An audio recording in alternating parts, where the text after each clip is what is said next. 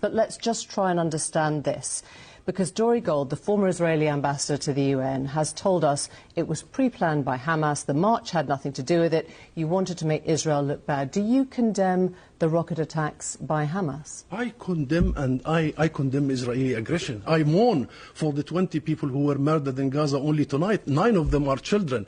I am so sad to see the hundreds of my people but you know, being... So I'm not asking about Israeli aggression. I will do that in a moment. I'm asking you about Hamas's aggression tonight. I am not aware of any Israeli who has been killed. And you ask me a question about violence and condemnation. Who should be condemned, Emily?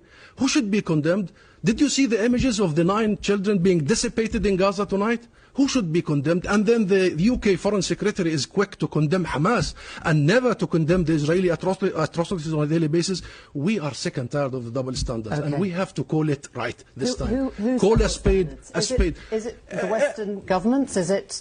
You heard the statement from Dominic Raab today. He condemned the firing of rockets. What is your response to the UK government?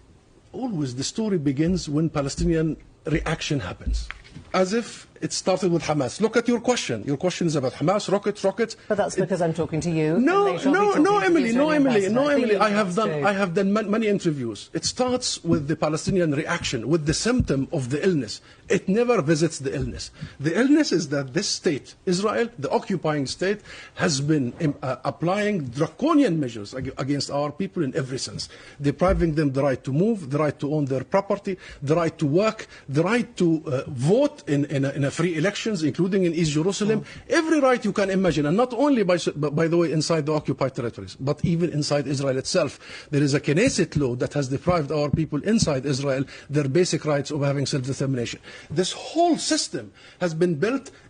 Endemic in it is the racism, endemic in it is the vulgar ultranationalism. That's why you get people trying to defend their dignity. And that's why, if you see the images, don't listen to me, look at the footage.